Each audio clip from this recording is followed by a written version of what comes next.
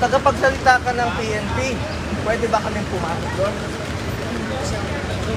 Sabi ni General Marbil kanina, sabi ni General Marbil kanina, pwede pumunta doon sa Vice Zero. Pwede yung tanongin? Alam namin? Ma'am? Kayo po tagapagsalita ng PNP.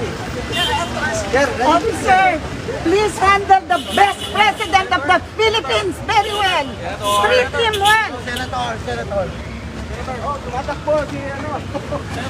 Senator. Ayaw niya magpa-interview ah. Bakit ganyan? Dapat kinaharap. Person, ayaw ko sagutin.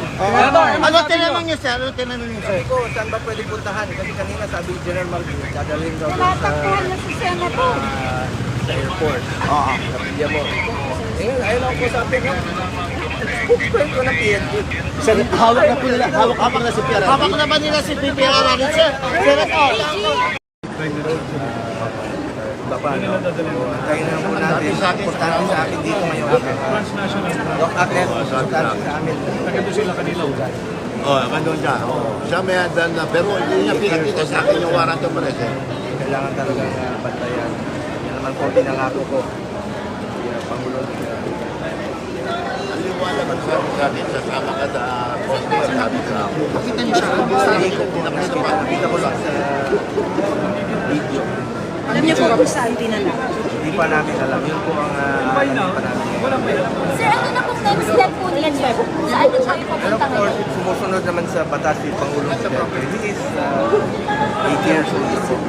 Dapat meron tayo. 8 years old na po si Tatay. Ginawa lang yan, trabaho niya. Sa Prame. Para sa Prame siya. Surprise pa kami kasi ang lawyers arrest na ginawa I think nandun siya, kasama na natin si... in-expect na po namin kami. Saka sa Marami na po kaming naririnig ng mga nakaraang araw. Sabay po ba kayong dumating sa loob o hindi? Hindi nga ako pinapasok dito eh. Okay. Actually, pinagbawalan kami, doktor, kasama ko yung ambulansya, dahil importante nga sa akin yung kalusugan niya.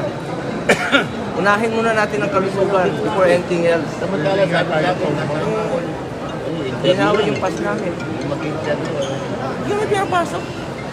Hanggang VIP, sir, hindi kayo pinapasok. Hindi kami pinapasok. Hindi kami, mga doktor niya, dala namin yung ambulansya.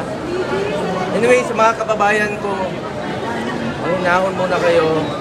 Antayin muna natin, alamin muna natin yung katotohanan. Yun ang pong pakiusap ko sa inyo lahat.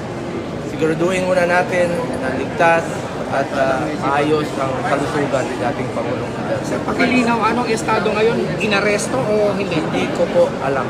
Hindi namin alam dahil hindi po kami pinapasok. So, upon arrival ba